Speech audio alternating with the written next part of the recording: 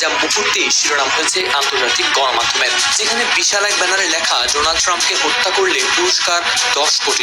আসসালামু আলাইকুম ওয়া রাহমাতুল্লাহি ওয়া বারাকাতুহু। প্রিয় দর্শক, দেশ এবং দেশের বাইরে যে যেখান থেকে আমাদের এই পরিবেশনা দেখছেন, সবাইকে ফোকাস লিস্ট 24 চ্যানেলে স্বাগতম।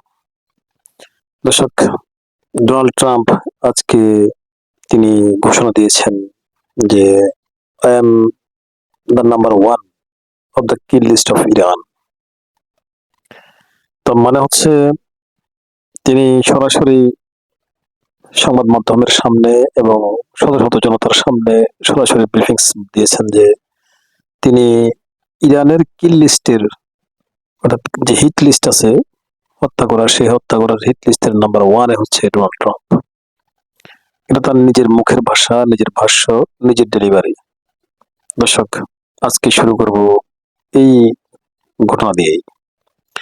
কেন ইরানের হিট লিস্টের নাম্বার 1 ডোনাল্ড ট্রাম্প, তার পেছনে আসলে মূল কারণ কি, এটার জন্য আসলে ইরান সরকারের কি ভূমিকা, বা বর্তমান ইরান নেতৃত্বের আসলে কি ভূমিকা, পাশাপাশি নেতা কাকুর কি ভূমিকা এখানে, বা মোসাদের কি ভূমিকা, সব বিষয়ে আমরা নাতিদীর্ঘ আলোচনা করব।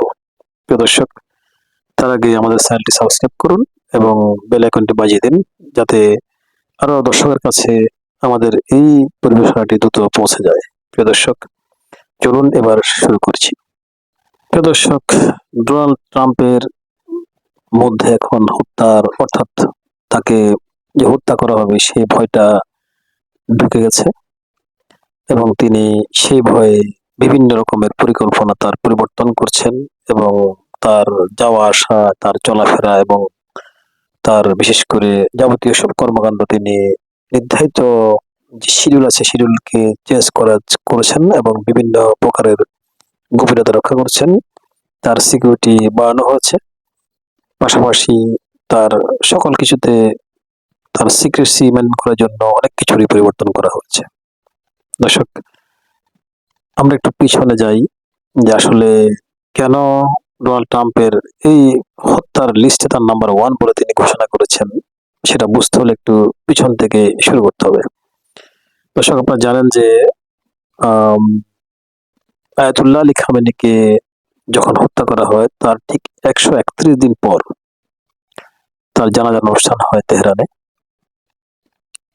অর্থাৎ তেহরানে জানাজার পরে কিন্তু তার জানাজা হয় কোম শহরে, সেখান থেকে ইরাকে কারবালা ময়দান এবং ইমাম হোসেন রাদিয়াল্লাহু আনহুর মাজারের সেখানে তার জানাজা অনুষ্ঠিত হয়। সেখান থেকে 9 তারিখ, গত 9 তারিখ আয়াতুল্লাহ আলী খামেনির জন্মস্থান মাশহাদে সেখানে জানাজা অনুষ্ঠিত হয়। এরপর সেখানে তাকে দাফন করা হয়। দর্শক, যখন 4 তারিখ অর্থাৎ 4 জুলাই ইরানের তেহরানে যখন গ্র্যান্ড মুসল্লা মসজিদের সামনে কোটি কোটি লোকের সামনে আয়াতুল্লাহ আলী খামেনির জানাজার অনুষ্ঠান শুরু হয়, তখনও কিন্তু এ ধরনের কথা আসেনি। এরপর 5 তারিখ গেল, শোক মিছিল, 6 তারিখ শোক মিছিল এবং কোম শহরে জানাজা, সেখানে কিন্তু এ ধরনের কথা পুরোপুরি মিডিয়াতে আসেনি।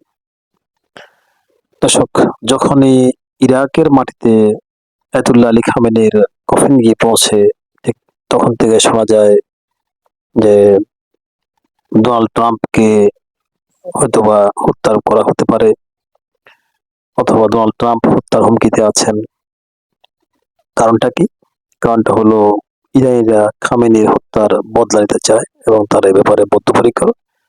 আর খামেনি হত্যার পরিকল্পনার, অর্থাৎ খামেনি হত্যাকে যে পরিকল্পনা করেছে তার মধ্যে ট্রাম্পই কিন্তু 1 নম্বর দায়ী, অর্থাৎ আমেরিকা দায়ী এবং পাশাপাশি নেতাকাকুর দেশ দায়ী।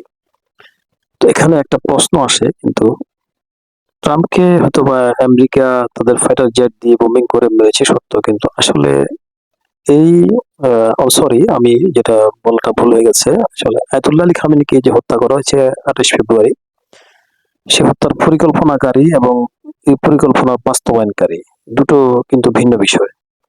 দর্শক, আয়াতুল্লাহ আলী খামেনির হত্যার পরিকল্পনাকারী কোন রাষ্ট্র এবং এই হত্যার বাস্তবায়নকারী কোন রাষ্ট্র, এটা একটু বুঝতে হবে।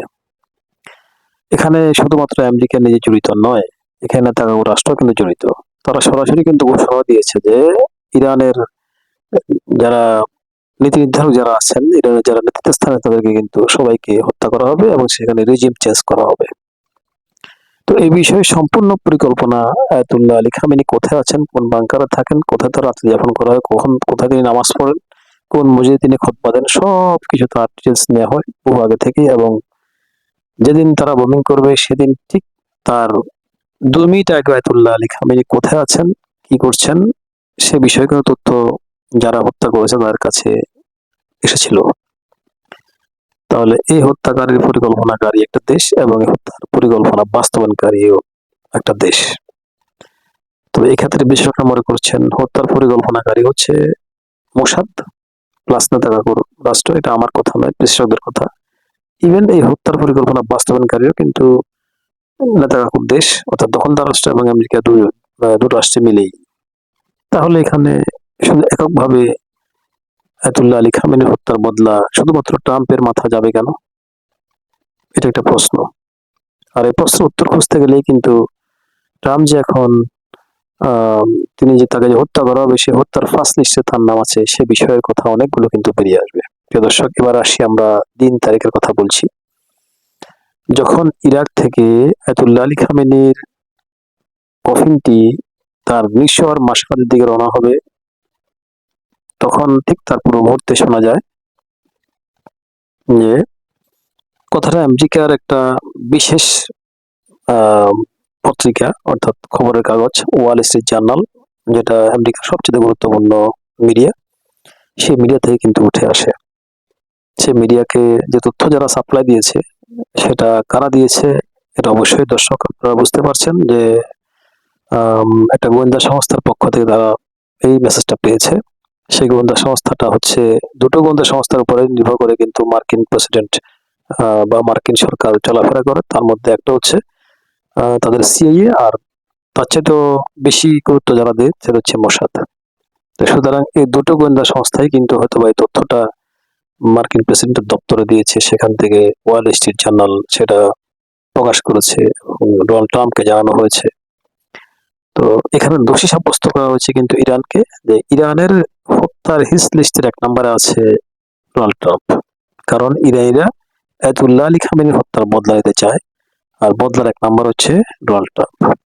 প্রিয় দর্শক, এই খবরটি যখন আমেরিকার মিডিয়ায় প্রকাশ পায় এবং এটা নিয়ে যখন আমেরিকাতে ডোনাল্ড ট্রাম্প কথাবার্তা বলা শুরু করেন, ঠিক তার পরের দিনই কিন্তু মাশহাদে আয়াতুল্লাহ আলী খামেনির জানাজা অনুষ্ঠিত হচ্ছে এবং সেই জানাজায় কোটি কোটি মানুষ একসাথে হয়েছে। আর সেখানে লম্বা করে একটা ব্যানার, লাল রঙের ব্যানারের মধ্যে $10 কোটি লেখা ছিল। তার উপর দিয়ে লেখা ছিল যে ডোনাল্ড ট্রাম্পের মাথার মূল্য, এটা ইংলিশে লেখা ছিল। তো এটা কিন্তু বিভিন্ন গণমাধ্যমে এসেছে এবং অনেকেই ক্যামেরাবন্দি করেছে, সেই ছবিটাও কিন্তু অনেকগুলো মিডিয়াতে দেখানো হয়েছে। প্রিয় দর্শক, এই বিষয়ে যখন ইরানি কর্তৃপক্ষের কাছে বিশ্বের বিভিন্ন মিডিয়া থেকে জানতে চাওয়া হচ্ছে, তারা বলেছে যে ইরান সরকার বলেছে এই বিষয়ে আমরা জানি না, আমরা এটার কোনো দায় নিচ্ছি না, প্লাস এই ধরনের কোনো কর্মকাণ্ডের কোনো অনুমতি বা কোনো রকমের কোনো পরিকল্পনা সরকারের তরফ থেকে হয়নি, সরকার এটা জানে না। এই বিষয়টা একটা অবশ্যই চিন্তার বিষয় আছে, যাতে ইরান সরকার যেহেতু এটা কোনো দায় নিচ্ছে না, প্লাস ইরান সরকার জানে না কারা করছে, তো সেক্ষেত্রে ইরানদেরকে দোষী করার বিষয়ে অবশ্যই আমার মনে হচ্ছে যে আমাদের কথা নয় শুধু, এটা যারা এটা নিয়ে চিন্তা ভাবনা করেন, বিশ্লেষণ করেন, সবারই কথা, সাধারণ জ্ঞানে ধরবে যে অবশ্যই ইরানিদের বিরুদ্ধে যে অভিযোগটা আসা হয়েছে না হয়েছে, সে অভিযোগের অবশ্যই প্রমাণ তো লাগবে।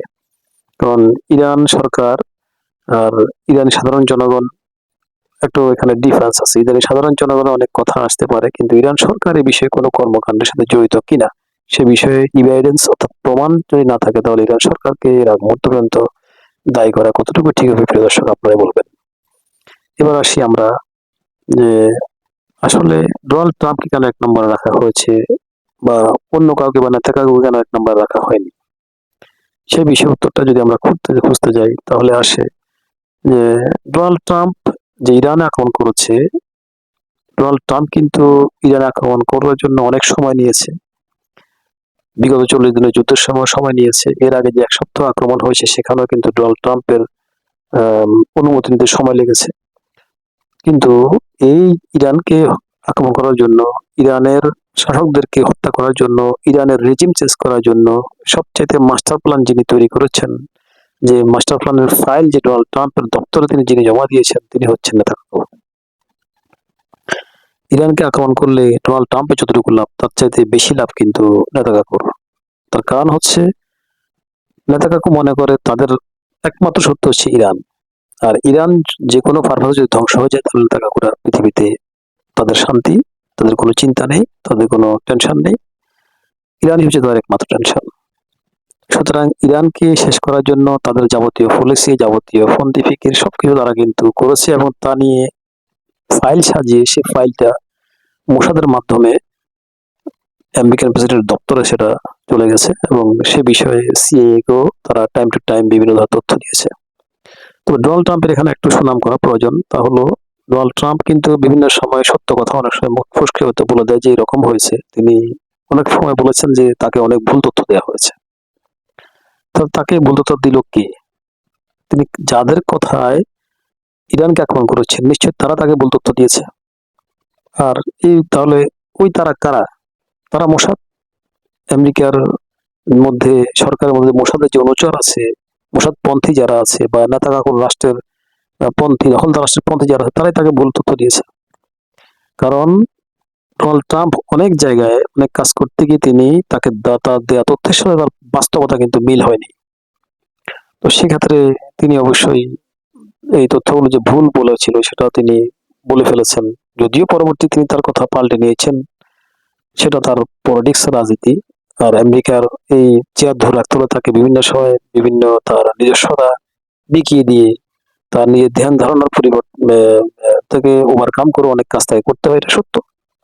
তবে তিনি বিভিন্ন জায়গাতে বলে ফেলেছেন যে তাকে ভুল তথ্য দেওয়া হয়েছে, তিনি এটা হয়তো বা ভুল জানতেন বা তাকে সঠিক কথা তাকে বলা হয়নি, এটাও কিন্তু সঠিক। আমরা এমনিতে জানি ডোনাল্ড ট্রাম্পের কিন্তু হাত পা বাঁধা। যদিও তিনি খুব ক্ষমতার দম্ভ করে অনেক বড় বড় কথা বলেন, তার হাত পা বাঁধা। তাহলে প্রশ্ন আসে যে তার হাত পাটা আসলে কোথায় বাঁধা? কে বেঁধেছে তাকে তার হাত পাকে? দর্শক, আপনারা জানেন যে আমেরিকার প্রেসিডেন্ট হতে হলে সেখানে নির্বাচনে জিততে হবে, আর নির্বাচনে জিতা, সেখানে চেয়ারে বসা, এটাও কিন্তু অনেক কিছু মেনটেন করে তাকে করতে হয়।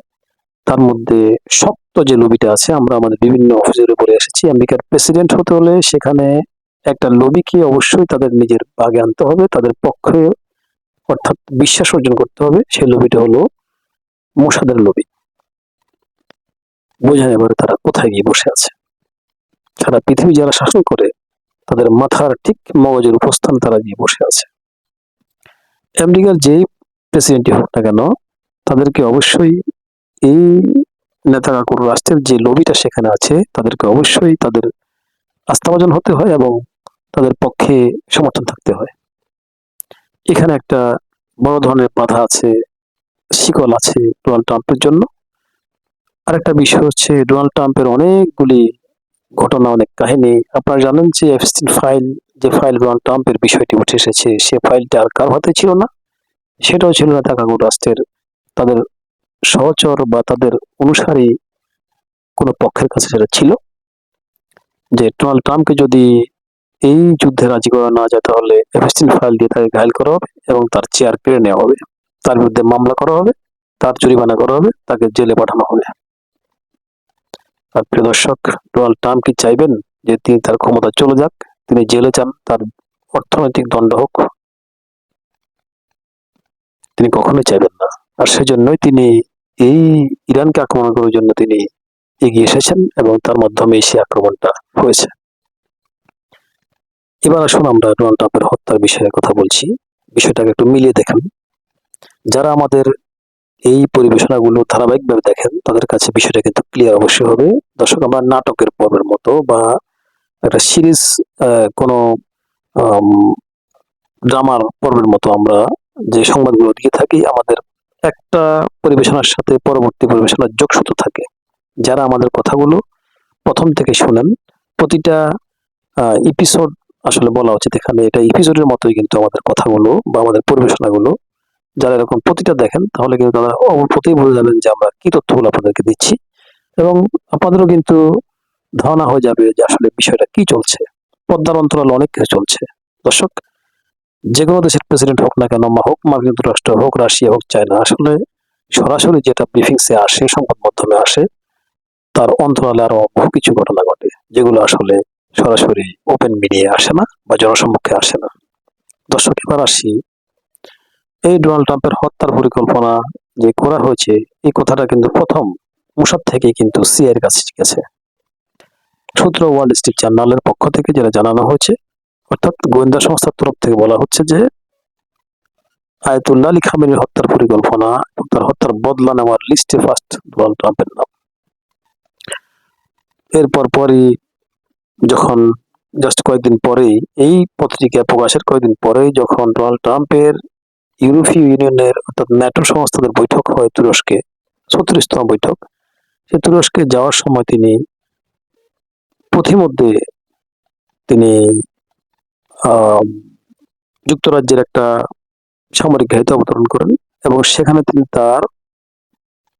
তাকে বহন করা বিমান পরিবর্তন করে একটা সামরিক বিমানে করে তিনি তুরস্কে ল্যান্ড করেন, এবং তুরস্কে তিনি তার মিটিং শেষে সেখান থেকে ইরানের বিরুদ্ধে আবার যুদ্ধের অনুমতি দেন, এবং ইরানের সাথে তাদের যে শান্তি চুক্তি ছিল সেটা বাতিল বলে ঘোষণা করেন। পাশাপাশি তিনি যুদ্ধের ঘোষণা দিয়ে তিনি যখন ফিরে যাচ্ছেন, তার ফিরতি পথে তাকে সাংবাদিক জিজ্ঞাসা করে, আপনাকে যে ইরানের হত্যার লিস্টে আপনি আছেন বা বদলা নেওয়ার জন্য, আয়াতুল্লাহ খামেনির হত্যার বিপরীতে বদলা নেওয়ার জন্য আপনার নাম আসছে, বিষয়ে আপনার মন্তব্য কি? তখন তিনি সেটাকে বললেন যে এটা তিনি থোড়াই কেয়ার করেন, তবে তিনি এইসব বিষয়ে তেমন একটা কেয়ার করেন, ড্যাম কেয়ার করেন।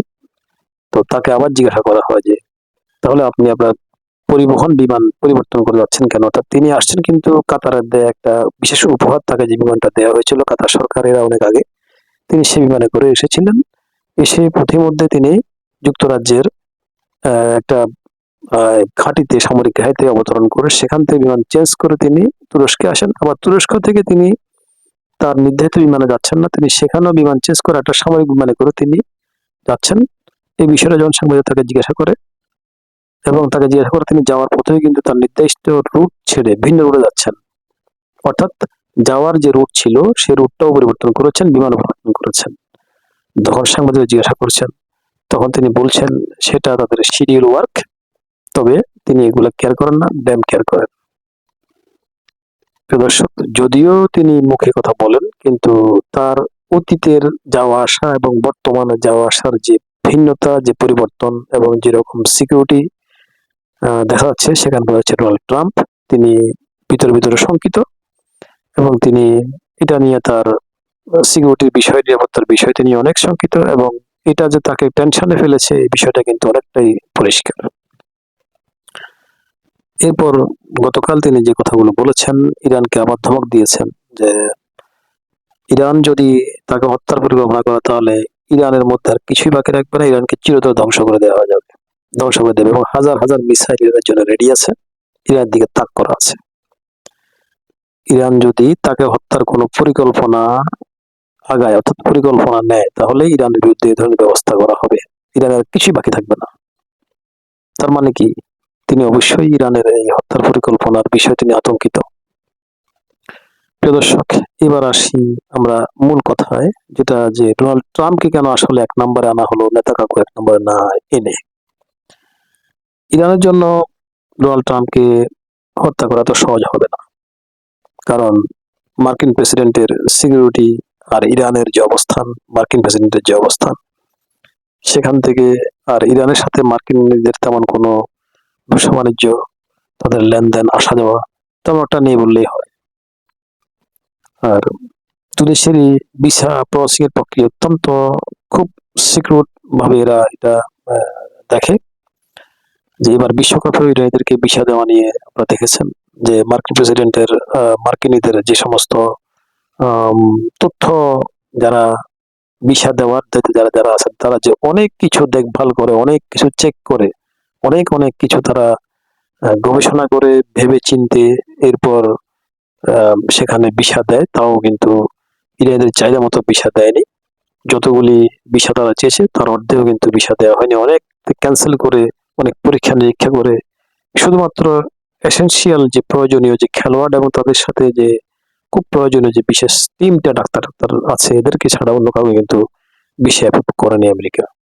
তো সেক্ষেত্রে আপনারা বলছেন যে আমেরিকা ইরানের বিষয়ে আগে থেকেই সতর্ক, কিন্তু আমেরিকার প্রেসিডেন্টদেরকে আরো আগেও কিন্তু আমেরিকার প্রেসিডেন্টকে হত্যা করার ইতিহাস আছে।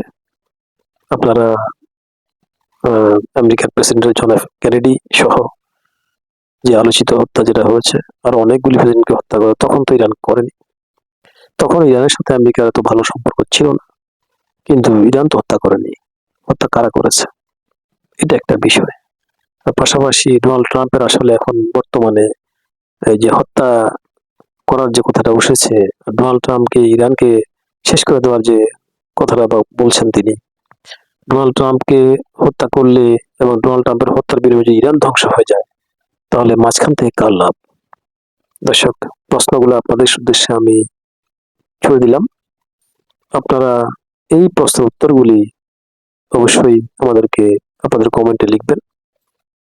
আর আমাদের এই প্রশ্নগুলির মধ্যে কি মূল হত্যার পরিকল্পনাকারী আসলে কারা হতে পারে, বা কারা ডোনাল্ড ট্রাম্পকে হত্যার বিষয়ে কথাটা জনসমক্ষে তুলে এনে এসেছে, বা ডোনাল্ড ট্রাম্পের মাথার মধ্যে ঢুকানো হয়েছে, এই বিষয়টা আপনারা একটু মনে হয় অনেকটাই ক্লিয়ার হতে পারবেন। প্রিয় দর্শক, আন্তর্জাতিক বিশ্লেষক এবং বিভিন্ন মিডিয়ার যে গবেষণা, সেখান থেকে অনেকগুলো তথ্য আপনাদেরকে আমি সাপ্লাই করছি। আর যে বিষয়টি বর্তমানে অনেকটাই মানে ডাউনে চলে গেছে তা হলো নেতাকাকুর বিষয়। নেতাকাকুর অনেক কথাই কিন্তু, অনেক বিষয় কিন্তু এখন মিডিয়াতে আসছে না, অনেকটা চুপ আছেন। তবে এই চুপ থাকাটা কিন্তু একটা প্রশ্নের সম্মুখীন বা প্রশ্নের একটা তৈরি করে। এখানে ওনার যে কর্মকাণ্ড, ওনার যে হিসেব, সেই হিসেবটা কিন্তু উনি তার হিসেবে তিনি আগাচ্ছেন। আপনারা দেখেন, গতকালকে ইরানের যে আক্রমণ হয়েছে, ডোনাল্ড ট্রাম্প কিন্তু সে আক্রমণের দায় স্বীকার করেননি এবং তিনি বলেছেন যে আমি এই আক্রমণ আমেরিকা করেনি, কারা করছে সেটা সে জানে না। প্রিয় দর্শক, এই কথাটার মধ্যে ডোনাল্ড ট্রাম্পের অর্ধেক সত্য, অর্ধেক তিনি সঠিক বলেননি।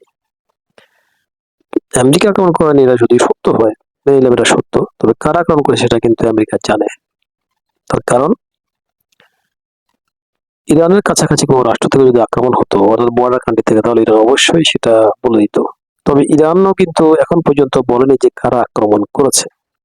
হয়তোবা ইরান জানে কারা আক্রমণ করেছে, সে বিষয়ে ইরান বলবে। তবে ইরানের চুপ থাকাটা কিন্তু চুপ নয়। ইরান যদি প্রকাশ্যে কোনো কথা বলে ফেলে, তাহলে বুঝতে হবে সে বিষয়ে ইরানের হয়তো ক্ষোভ একটু কম। তবে ইরান যখন চুপ থাকে, তখন বুঝতে হবে ইরানের ভিতরে কিন্তু হয়তোবা বড় ধরনের কোনো কিছুর প্রস্তুতি বা প্ল্যান চলছে। দর্শক, এই বিষয়ে ইরান চুপ, এখনো কোনো কথা বলেনি। তবে ইরান হয়তো ডকুমেন্ট সহ বলবে এবং ইরান হয়তো তার বদলা, এই আক্রমণের বদলা বা পাল্টা আক্রমণ ঠিক তখনই করবে। তবে এখানে একটা বিষয় ক্লিয়ার যে ইরানের কোনো পার্শ্ববর্তী রাষ্ট্র ইরানে কিন্তু আক্রমণ করবে এই বিষয়টা কিন্তু আসলে সঠিক নয়।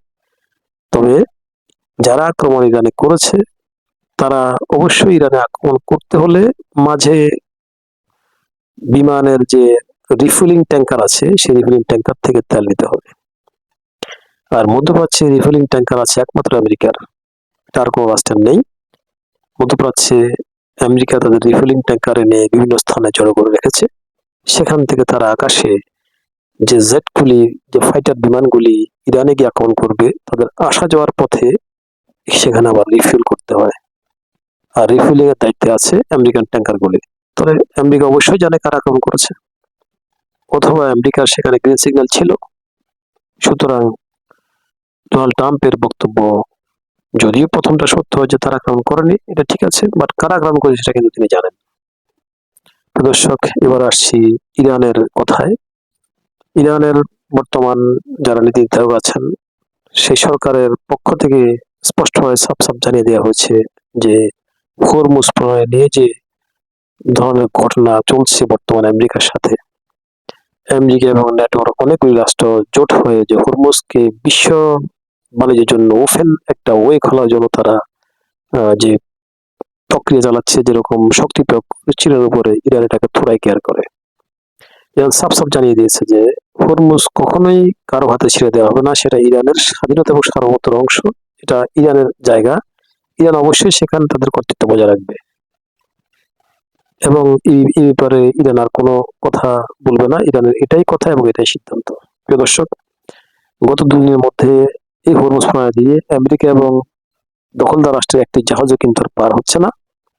তবে অন্যান্য রাষ্ট্রগুলো জাহাজ কিন্তু ইরান পার করছে এবং ইউরোপের অনেক রাষ্ট্রের জাহাজও কিন্তু ইরান পার করে দিচ্ছে। ইতিমধ্যেই কিন্তু ফ্রান্স এবং ইতালি থেকে ঘোষণা এসেছে তারা ইরানের সাথে কোনো সংঘাতে তারা যাবে না। বিশেষ করে ইতালির যে প্রধানমন্ত্রী, তিনি বলেছেন যে আমরা ইরানের সাথে কোনো সংঘর্ষে যাব না। ইরানের হরমুজ দিয়ে আমরা আমাদের জাহাজ আনার জন্য ইরানের সাথে আমরা সরাসরি কথা বলবো। সেম ঘটনা ফ্রান্সের প্রেসিডেন্ট ইমানুয়েল ম্যাক্রো বলেছেন যে উভয় পক্ষকে শান্ত থাকার জন্য বলেছেন এবং তিনি ইরানের সাথে কোনো সংঘাত চান না। ন্যাটোর এই 2 শক্তিশালী রাষ্ট্র যদি এই ধরনের ঘোষণা দিয়ে বসে, তাহলে বুঝেন যে ইরানের অবশ্যই আন্ডারগ্রাউন্ডে কিছু পলিসি আছে, যে পলিসি মেনটেন করে চলছে। শুধুমাত্র কয়েকটা নির্দিষ্ট রাষ্ট্রের জন্য হরমুজ ইরান হয়তো বা চিরতরে বন্ধ করে দিতে পারে, বাকিদের জন্য হরমুজ হয়তো বা খোলা রাখতে পারে। তো সেক্ষেত্রে আন্তর্জাতিক বিশ্বে যে পলিটিক্স আছে, সেই পলিটিক্স ইরান কিন্তু আরেকটা বিষয় ওভারকাম করবে। হয়তোবা ইউরোপের সকল রাষ্ট্র কিন্তু ইরানের সাথে, শুধু 2 রাষ্ট্র না, আরো অনেকগুলি রাষ্ট্র হয়তো ইরানের সাথে আর কোনো দ্বন্দ্বে যাবে না এবং বিশ্বের মধ্যে তখন হরমুজ দিয়ে আমেরিকার সাথে আগের মতো কোনো রাষ্ট্র আর এগিয়ে আসবে না। বর্তমানেও হরমুজের যে বিষয়টা চলছে সেটা হলো কাতার এবং সৌদি আরবের যে জাহাজ, সে জাহাজে ইরান আক্রমণ করেছে। অর্থাৎ ইরান আক্রমণ করার কারণ হলো ইরান যে রুট দেখিয়ে দিয়েছে কাতার এবং সৌদি আরবের জাহাজ থেকে, তারা সেই রুট ব্যবহার না করে তারা আমেরিকা দেখানো রুটে যাচ্ছিল। তো সুতরাং ইরান বারবার এলান করা সত্ত্বেও যখন সেটা শুনেনি, তখন ইরান ড্রোন দিয়ে দুটো জাহাজে আক্রমণ করে। সে আক্রমণের জবাব হিসাবে ডোনাল্ড ট্রাম্প এক রাতে ইরানের 80টি স্থাপনায় হামলা করে এবং পরবর্তী রাতে আরো 90টি স্থাপনায় হামলা করে এবং জবাবে ইরান 80-র বদলে 85টি মার্কিন স্থাপনায় হামলা করে এবং পরবর্তীতে 90টি আক্রমণের পরিবর্তে ইরান প্রায় 100-রও বেশি মার্কিন স্থাপনায় হামলা করে। এরপরই ডোনাল্ড ট্রাম্প পাকিস্তান এবং কাতারের মাধ্যমে ইরানের সাথে যোগাযোগ করা আবার আরম্ভ করেন। এটি হলো সর্বশেষ লেটেস্ট নিউজ। তবে বর্তমানে আক্রমণ ইরানের পক্ষ থেকে বন্ধ আছে এবং আমেরিকার পক্ষ থেকে বন্ধ আছে। তবে হরমুজের নিয়ন্ত্রণ ইরানের হাতেই এখনো আছে এবং সেটা থাকবে বলে তারা প্রত্যয় ব্যক্ত করেছেন। প্রিয় দর্শক, এখন প্রশ্ন হলো, যখন কাতারকে জিজ্ঞাসা করা হলো আমেরিকার পক্ষ থেকে যে কাতারের পক্ষ থেকে আমেরিকা জিজ্ঞাসা করা হলো যে আপনারা কেন ইরানে আক্রমণ করেছেন? আপনার চুক্তিতে তো আক্রমণ করার কোনো কথা এখন ছিল না। আপনার 60 দিন যে সময় ছিল, 60 দিনের মধ্যে আপনি আক্রমণ করেছেন কেন? তখন মার্কিন প্রেসিডেন্টের পক্ষ থেকে বলা হয়েছে যে তারা হরমুজে যখন কাতারের জাহাজ এবং সৌদি জাহাজ আক্রমণ করেছে, তখন ঠিক তার জবাব দিতেই কিন্তু তারা আক্রমণ করেছে সেটা, এবং সেজন্যই তিনি বলেছেন যে চুক্তি বাতিল। প্রিয় দর্শক, তখন কাতার প্রশ্ন করে, জাহাজ হচ্ছে কাতারের, আক্রমণ হচ্ছে কাতারের জাহাজে, তাহলে সেখানে কাতার প্রতিক্রিয়া না দেখিয়ে আমেরিকা কেন প্রতিক্রিয়া দেখাতে গেল? দর্শক, এই প্রশ্নের জবাব কিন্তু কি হতে পারে বা ডোনাল্ড ট্রাম্পের পক্ষ থেকে কি এসেছে সেটা আর কিন্তু জানা যায়নি। তবে এখানেই সমস্যা। এই প্রশ্নের উত্তরটাই হচ্ছে আসলে মূল বিষয়, যে কাতার জাহাজ আক্রান্ত হয়েছে সে বিষয়ে কাতার বুঝবে, সৌদি আরবের জাহাজ আক্রান্ত হয়েছে সৌদি আরব বুঝবে। তারা যদি ইরানের সাথে আক্রমণে যায় তো সেটা ভিন্ন কথা, কিন্তু তারা তো ডোনাল্ড ট্রাম্পকে বলেনি যে ইরানকে আক্রমণ করার জন্য। এটা কাতারের কথা। প্রিয় দর্শক, এবার বোঝেন যে আগ বাড়িয়ে কে আক্রমণ করতে গেল এবং এই হরমুজকে ইরানের কন্ট্রোল থেকে বের করানোর জন্য আমেরিকা তার নিজের কন্ট্রোল রাখার জন্য বিশ্ব জন্য উন্মুক্ত জলপথের তকমা দিয়ে আমেরিকা তার নিজের কন্ট্রোল রাখতে চায়। আর এখন কিন্তু মূল টার্নিং পয়েন্ট এই হরমুজ প্রণালী। কারণ এই হরমুজ প্রণালী শুধু একটা প্রণালী নয়, এটা সবচেয়ে একটা অ্যাটম বোমের চেয়েও বড় অ্যাটম বোম, যে হরমুজ প্রণালী পাওয়া থাকলে ইউরোপ সহ সারা পৃথিবীতে আগুন লেগে যাবে। তেলের বাজারে উঠবে অনেক অনেক ঊর্ধ্বগতি, অর্থাৎ তেলের বাজার আগুন হয়ে যাবে, সমস্ত দ্রব্যমূল্যের দামও কিন্তু অনেক বেড়ে যাবে, সমস্ত সরকারের পিছনে কিন্তু মানুষের চপাটাঘাত শুরু হবে, সমস্ত পাবলিক গুলো সমস্ত পৃথিবীর সরকারের বিরুদ্ধে আন্দোলন শুরু করবে এবং সরকারকে নামিয়ে দেওয়ার চেষ্টা করবে। পুনরায় সরকার, তারা আরেকজন সরকারকে তারা ভোট দিয়ে নির্বাচিত করবে, তখন হয়তো ডোনাল্ড ট্রাম্পের চেয়ার চলে যেতে পারে এবং ডোনাল্ড ট্রাম্পের যে বন্ধু রাষ্ট্রগুলি তাদের চেয়ারে চলে যেতে পারে। তার মানে মূল কিছু, সবকিছুর মূল গোড়া কোথায়? এই হরমুজ প্রণালী। সুতরাং এই হরমুজ প্রণালীকেই কিন্তু ইরান তাদের মূল অস্ত্র হিসেবে তারা ধারণ করে রেখেছে এবং এই হরমুজ প্রণালীর বিভিন্ন জায়গায় তারা মাইন ফেতে রেখেছে। এই মাইন ফেতে রাখা রাস্তাগুলিতেই কিন্তু ইরান তাদেরকে যেতে নিষেধ করছে। আর সে রাস্তা দিয়ে গেলেও তারা, ইরান যদি আক্রমণ করে তাও তারা ধ্বংস হবে, না করলে ধ্বংস হবে। আর ইরান যে ড্রোন দিয়ে যে দুটো শিপে আক্রমণ করেছে সেটাকে থামানোর জন্য করেছে, পুরো ধ্বংস করার জন্য করেনি। এ বিষয়ে আমরা একটা তথ্য থেকে জানতে পেরেছি। প্রিয় দর্শক, আসছে দিনগুলোতে ইরানের যে ভূমিকা বর্তমানে পৃথিবীর জন্য এবং মার্কিন যুক্তরাষ্ট্রের যে ভূমিকা বর্তমান অবস্থায়, আপনারা কি ভাবছেন? সেটা কি আসলে কোনো মীমাংসা হবে, নাকি সারা পৃথিবীতে আরো বড় ধরনের যুদ্ধের ধামা বাজবে? আর সে যুদ্ধের শুরু হবে কিন্তু মধ্যপ্রাচ্য থেকেই। প্রিয় দর্শক, আসলে কি হবে? আপনাদের কি ধারণা? আপনাদের এই ধারণাটুকু আমাদেরকে কমেন্টের মাধ্যমে জানান এবং আসছে আগামী দিনগুলোতে আরো নতুন তথ্য পেতে আমাদের চ্যানেলটি সাবস্ক্রাইব করুন, বেল আইকনটি বাজিয়ে দিবেন এবং পৃথিবীর আরো অনেক দর্শকের কাছে আমাদের কথাগুলো পৌঁছে দেওয়ার জন্য আমাদের সহযোগিতা আমাদের একান্ত কাম্য। ধন্যবাদ, ভালো থাকবেন সবাই।